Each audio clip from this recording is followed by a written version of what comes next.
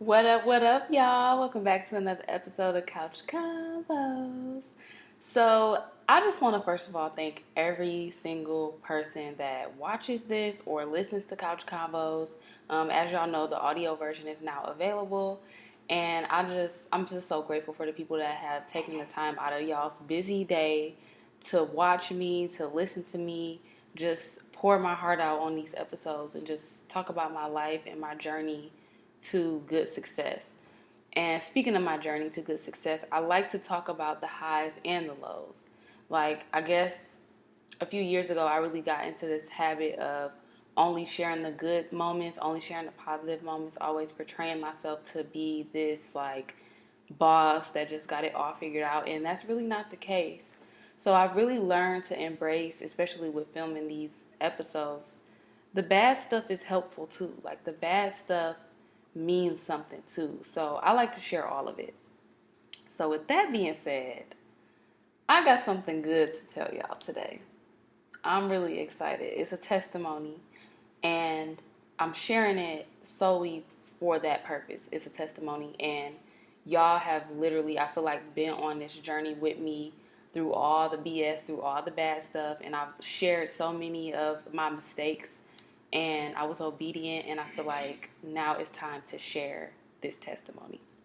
So, let me just start from the top of the story.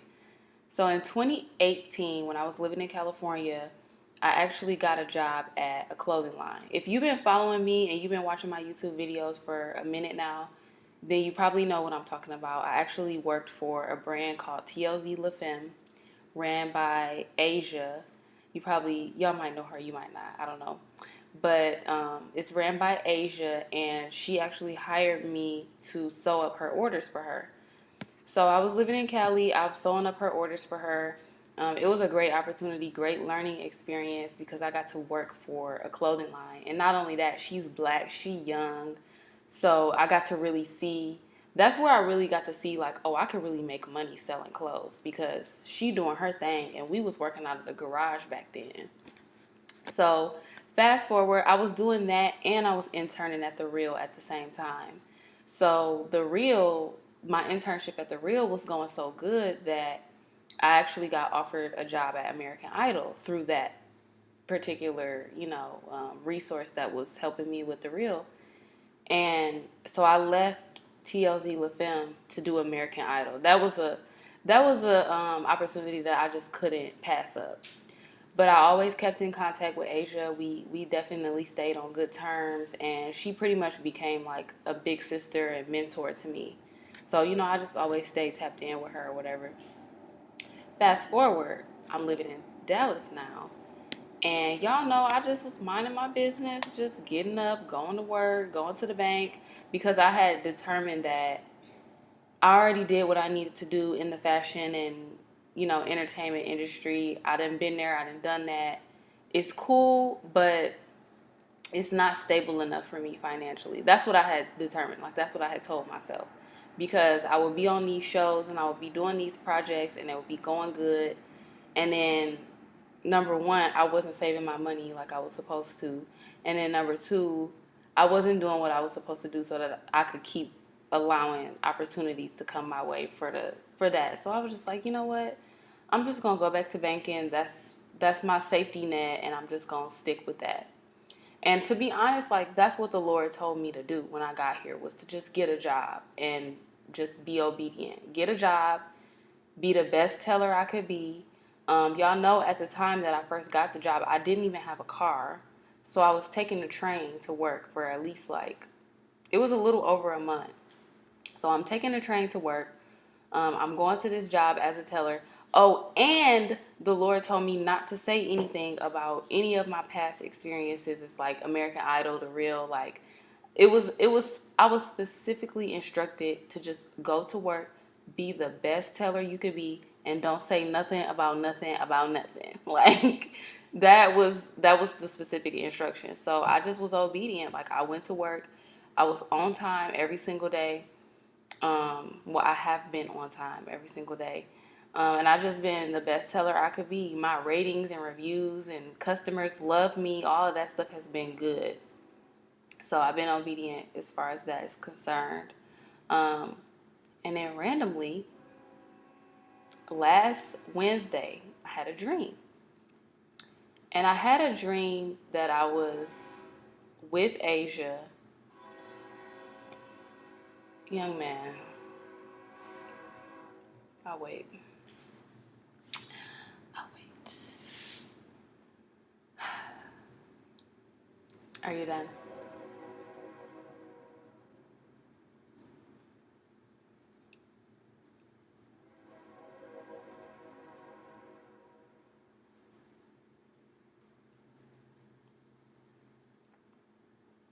So I had a dream. Oh my God.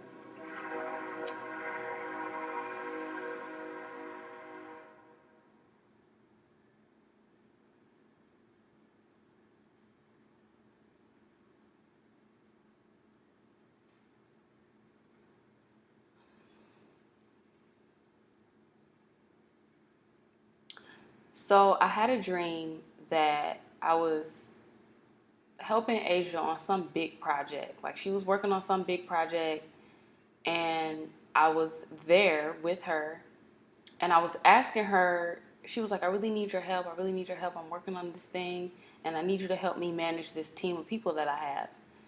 And I was asking her, like, well, where's such and such? I'm not going to say her name, but it's the girl that ran her whole, basically like her right hand man, you know? And I was just like, well, where's she at? And she was just like, girl, she got too much going on. She can't do it. She can't help us. And this is all in the dream. And I'm like, okay, well, what you need me to do? And she was just like, basically, I need you to go over there and I need you to manage this team for me. And I was like, okay. You know, I went over there, I managed the team, and I got a little, in my dream, it was like I got a little cocky or arrogant, and she had to check me and tell me to like pipe down and just do what I asked you to do. I don't know what that was supposed to mean, but that was a part of the dream. So that was the end of the dream. I was helping her. She wanted me to manage a team of people. Her previous employee, like something happened, she couldn't do it, and she needed me. And she needed somebody that she could trust.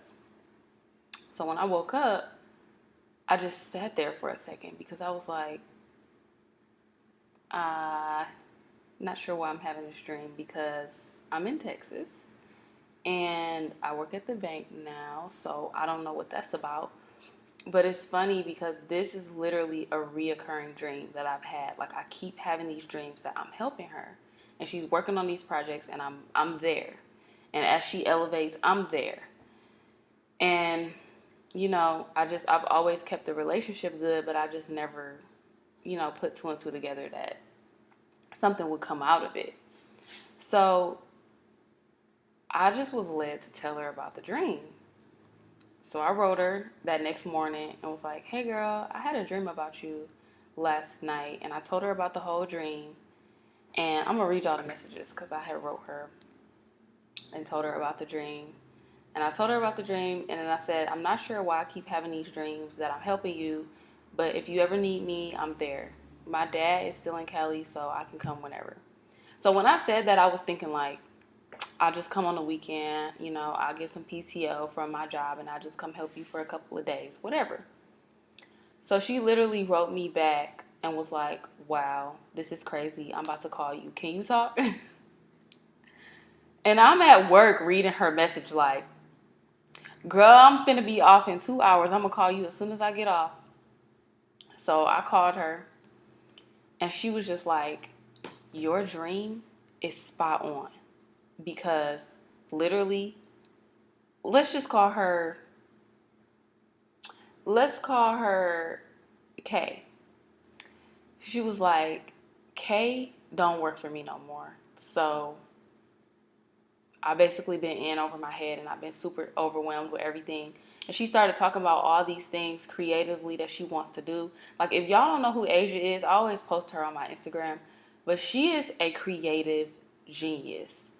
And she really needed help like with the back end business stuff so she could do her thing, you know, creatively. And that's basically what she was telling me on the phone. And she was just like, since Kay don't work for me no more, I really need help. And I couldn't think of I couldn't think of anybody better that could help me than you. So, I don't know what we got to do, but the offer is on the table if you want to take it.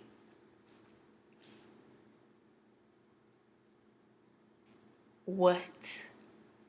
What? Like, I'm just over here minding my business, working at the bank, ain't think twice about ever going back to LA.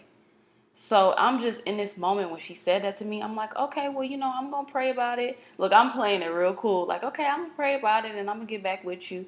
And she was just like, yes, let me know something ASAP, because I would love to have you. So I instantly get off the phone with her and I call my dad because he is like the voice of reason in my life, especially when it comes to stuff like this, where as far as like me chasing my dreams and creative stuff, like I know I can call him because he understands, he gets it. So I immediately got off the phone with her, called my dad, and told him I was in a state of shock. And when I told him, he was in a state of shock, like, wow. Wow, wow, wow, wow. Like you had a dream and it was spot on. Like she really was going through that in the dream, and now she want to offer you a job. Like what? This is God. Like we both knew in that moment, like this is God. This is a God opportunity. So he was just like, well, listen, I say go for it, but only thing is that make sure you get that coin. Make sure you ask for what you need so that you can bypass the difficulties of living in California. Because I never really talked about this on the podcast, but Cali is a really difficult place to live because it's so busy, it's so many people, it's very noisy, like physically and spiritually, like it's just a lot going on. So I knew that I was going to have to make enough to be able to keep my place here in Dallas because I love that I can call Dallas home. Like I love that I got my Texas driver's license and I really got settled in and established here in Texas. So I knew I was going to need to be able to do both. And if I wasn't going to be able to do both, then it just wasn't going to work for me. So I started praying about a number to ask her for salary. And I'm not going to lie to y'all, that was giving me a lot of anxiety because when I worked for her the first time, I really wasn't getting paid that much. And this is no no slight or shade or nothing like that, but I was like basically at a beginner's level with what I was doing. So I had to start at the bottom basically. And I was just thinking like, well, damn, she only paid me X, Y, and Z when I first started working for her. So like, what do I look like asking for this over here? But I started praying and I was just like, Lord, just as confident as I know you gave me that dream and I was able to call her and tell her about it, I want to be just as confident when it comes to asking for this number, for my annual pay. And I was just like, you're going to have to give me a number. So I was praying, and then I kept hearing this number. I kept hearing it, and I'm like, okay, are you sure you want me to ask for that? Like, that's kind of a lot. And the Lord was like, just do it. Go for it. Ask for that. So I wrote it down, and I was literally so anxious and nervous about asking her for this particular number that I made a separate list of all the reasons why I felt like I deserved that pay. So the very next day, she texted me like, hey, can you talk today? I was like, yeah, I'll call you when I get off. As soon as I got off, I called her. And before I even said anything, she was just like, so, I hope you had some time to pray about it and think about what we were talking about yesterday. I don't know if you came up with a number, but I would love for you to just give me a number and I'll let you know if that's something I can do. I'm like, there is no way she would have knew that I was praying about a number. And for her to just say that, like, that just further confirmed that, oh, this is a God opportunity. Like, this is a God moment. So I gave her the number. When I tell y'all, she didn't even debate with me. She was just like, okay, that's fair. Let me just go back to my, look at my numbers and make sure that's something I can do. But that sounds fair. And I just was like, again, in complete shock. Like, is this really happening right now? Like, this is really happening right now. And I'm going to just be totally real with y'all. Like, I was in such a state of shock that I started to get a little anxious. And I'm like, this is just too good to be true. Like, what? And then I start thinking about all the stuff, like, what if she call me and say, never mind? Like, what if I'm just tweaking and this whole situation is just not even gonna happen? And like eventually I had to tell myself, like, no, this is happening. This is a God moment. I was literally just over here working this job, minding my business. I was about to be a banker. Like, I was just preparing myself to just do what I had to do because I was just being obedient to what God told me to do. And this opportunity just basically kind of falling in my lap. So I just had to start telling myself, like, no, this is happening. This is a God thing. This is happening, and I'm going to accept it for what it is. So long story short, we did some negotiating, went back and forth. We settled on a number, and I have a new job. I have a new job. Oh my gosh. So I'm starting my new job on the 31st, and I'm going to be bi-coastal, basically. Like, I'm going to be in LA, I'm going to work in LA, I'm going to have a spot in LA, but I'm going to keep my house in Dallas. And this is going to be my stability. This is my place of escape. Dallas is going to be like home base for me, basically. And I'm just in awe, y'all. Like, I couldn't be more excited. This is literally my dream job. Like, if you was to ask me, what is your dream job? I would tell you either working for a fashion designer or running the wardrobe department at a TV show. And I feel like all the great fashion designers work for another designer before they, like, become who they, really blow up. And to me, it's not even about that.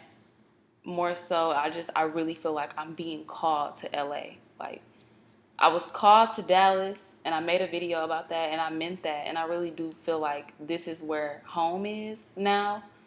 But as far as work is concerned, I'm called to LA. And it's just like so crazy, y'all. Because when I was in Cali, I used to always say, I love being out here for work. I love that I can just pull up in LA and get any type of fabric, material, connect with anybody who make clothes. Like, I could literally make connections so fast and so quick in LA, and the resources are there to do that. I love it. I love it for that. But I don't like the atmosphere for living. Like, I just don't see myself being there long term. So I used to always like feel confused about that because I'm just like, I don't want to live here long term, but I love to work here. And when I got to Dallas, I was like, okay, this is it as far as living is concerned. But then I was working at the bank. So I'm like, I just didn't even worry about it. I knew God was going to work it out. And I knew it was something on the other side of all my struggling and trials and everything that I had gone through up until this point. But it's like the perfect situation. Like, I get to do what I love to do. I get to work in an industry that I'm called to clearly. And I still get to have a place that's quiet and calm and just amazing. I have a church in Dallas that's amazing. So I still get to come here and experience that and just have that peace of mind of knowing that I have somewhere else to go when LA just get too crazy for me. And I get to, like I said, I get to do what I love to do. So this is just a blessing. This is such a blessing. And it's really hitting me now. Like, at first I told y'all I was just having all this anxiety. I'm like, what if she say never mind? Like, I don't know if she gonna agree to my number. Like, all of this stuff. But the Lord just really gave me peace about it the more I started to pray. And then I went to therapy. And I told my therapist how everything that was going on. And I told him that I was having anxiety. And when I talked to my therapist, I was actually waiting for her to get back to me about the salary. Like, I was waiting for her to get back to me. And it was like, I want to say it was like a 3 or 4 day time period when we had that salary conversation and when she confirmed it.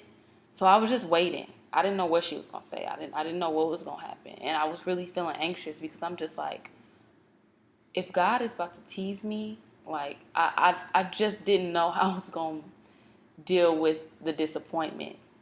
And then I started thinking about all the other times where I thought I was about to step into a great opportunity, and then it fell through.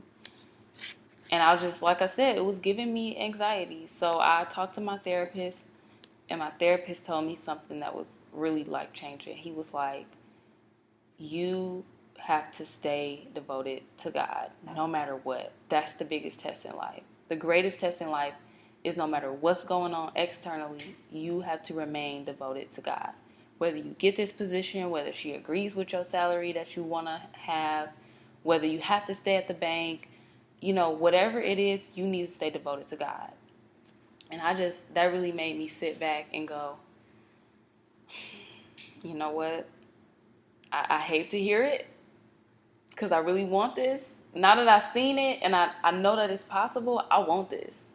But you're right, I'm going to stay devoted to God. I really am. And I got to work that next day. And I woke up and I said a prayer and I said, you know what, Lord? Let your will be done. I just pray that you help me to have a good attitude no matter what happens. Because it was just like once I got that news, I just was like feeling antsy at the bank. Like, ugh, these people. Like they was getting on my nerves more than they usually would. And it was just like, I don't want to feel like that. I don't want my mood and my attitude to be dependent upon situations or circumstances or like opportunities. Like I want to have a good attitude no matter what. And I think that was a part of me being devoted to God, was just keeping a good positive attitude through everything and just being content with my situation no matter what. So I sat there and I said that prayer at work, and I was just like, you know what? I'm just gonna embrace whatever it is. I'm content with it, Lord. Like that was my prayer. That's what I said. But then my heart posture got reflected in that. Like, you know what? And all of a sudden, I just felt this calmness. Like I'm just gonna be content. If I gotta keep being a teller at this bank, I'm just gonna do it. Like, and I'm gonna be the best. Continue to be the best teller that I can be, because that's the last thing God told me to do. So as soon as I felt that calmness and that peace and just that contentment, I kid y'all not, I literally went to lunch, and Asia called me and was like, here's my offer. I'm ready to make this, like, let's go ahead and do this. She sent me the offer. We went back and forth for a little bit, settled on a number, and bam. Like, what can I say? We about to get this thing going. So, few lessons in this whole situation. First of all, thank you, God. Thank you, God, for this opportunity. I really, really believe that your gifts will make room for you and blessings will chase you down. Like I literally I didn't see this coming. I didn't see this coming. This was something that solely came from my obedience to God. I really do feel like that. I feel like since I went to this job, I had a good attitude about this job. I didn't talk negative about it at all. I went every day. I was on time. Even when I was on the train, y'all, I was riding the train, and I did my best to try to have a good attitude about being on the train. And then I got blessed with a car. So I really feel like this is from just being obedient to God. And if y'all don't get nothing else from watching me, following me, all of that stuff, like I really want to be a catalyst for being obedient to God and doing things God's way and watching Him just bless you and bless you and bless you. And that don't even mean that like I gotta be perfect or I gotta be preaching all the time, or like, cause I'm not perfect. Like I be cussing sometimes, and I like to listen to trap music and I like to twerk and all that stuff. You know what I'm saying? But in my heart, my heart, I love God and I want to do things His way. And if I'm ever off course, like I'm gonna make sure I check that, because I want His perfect will. This is really a testament of my obedience to God, because He saw me. He saw me down here working. Like He saw me down here riding the train, and like even when I came home, and y'all know, like I would come home from work, film Fashion Friday, film Couch Convos, edit, post on Instagram, go live on Instagram, like just pouring into my community, which is what God told me to do. Like just give, give, give, give, give, give, give. And I ain't gonna lie, some days I would get tired and I would want to give up because I was just like, Lord, how, like, don't you see me down here? Like, you really got me working at this bank, you know? But then I would just check myself, like, you know what? I'm just gonna be obedient. I'm not gonna complain. I'm gonna do what you told me to do. So, long story short, I just really feel like you have to stay solid even when you being tested. Even when your faith is being tested, you got to just stay solid and you got to stay faithful and do the last thing that God told you to do. And I feel like it took me a long time to get to this point to even be able to hear from God and listen to Him and obey Him. But I feel like practice makes perfect. That's what I'll say about that. You just got to practice. It takes practice. And once you get in the mood, in the groove of listening to God and doing things His way, it'll just become like a habit, just like anything else. And that's literally where I've been at, is just doing things His way and just practicing, you know, doing things His way. And whenever I don't or I miss it, I just repent and I dust my shoulders off and I just keep it moving. So, you know, that's my story. That's my testimony. I'm so excited. I can't wait. I got to go out and celebrate, you know. But more than celebrating, I feel like I have to mentally and spiritually prepare myself for this opportunity because it's such a big opportunity that I know it's going to come with some big responsibilities as well. So I'm just like mentally preparing myself for what I'm about to have to do, spiritually preparing myself for that. I have to make sure I stay devoted to God. So I need to like really get a new devotional and really kind of get in the groove of that and just figure out what it is that I'm going to need in LA to like, you know, stay in my right mind because it's crazy out there. And then you know, also not making the same mistakes, you know, just thinking about all the other times that I've had jobs that I loved, like American Idol, like The Real, and the mistakes that I made. Like I said, not saving my money like I was supposed to when I was up like that. So that ain't gonna happen again, because I ain't finna fumble this bad, period. So I would say the last thing is I had to make sure that I shared this information with the right people. Because, and that's why I'm sharing it with y'all. Because I really feel like if you watch or listen to Couch Convos, you understand what's going on here. Like you do. For you to take the time out to listen to Couch Convos and watch Couch Convos, like you understand what's going on and what God is doing. And I feel like y'all legit have a front row seat into what God is doing in my life. And if I'm going to share the low moments, I got to share the high moments too. And with that, God could be doing something right in front of your face or right in front of somebody's face, and they still won't acknowledge it as like a blessing or a gift from God. So I really have had to protect myself and protect my peace on who I share this news with, because although it's great news and it's amazing, it's still, and our society is changing to the point where, you know, regular 9-to-5 jobs are kind of becoming more and more obsolete, and following your dreams and doing your passion is getting more popular. But it's still some people that don't understand that concept yet. And, you know, it's been a lot of questions, you know. But this is something that God told me to do. And this is my dream job. So I'm protecting my peace. I'm not sharing that with everybody. So, you know, y'all should feel special. Y'all got the exclusive, you know what I'm saying? But yes, I'm just so grateful. I'm so happy. And thank y'all so much for watching.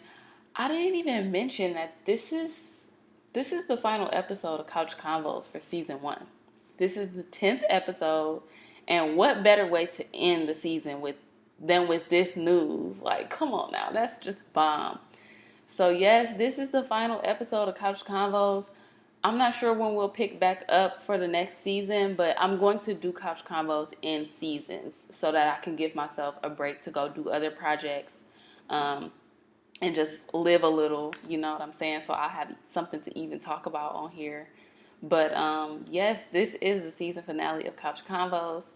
And I appreciate y'all so much for watching. If you haven't watched any of the previous episodes, go back and listen to it because you'll get to see and listen to the whole story. I mean, this whole season of my life, it's been documented. So if you're interested, definitely go back and check that out. I love you guys, and I'll see y'all on the next episode of Couch Convos. Bye.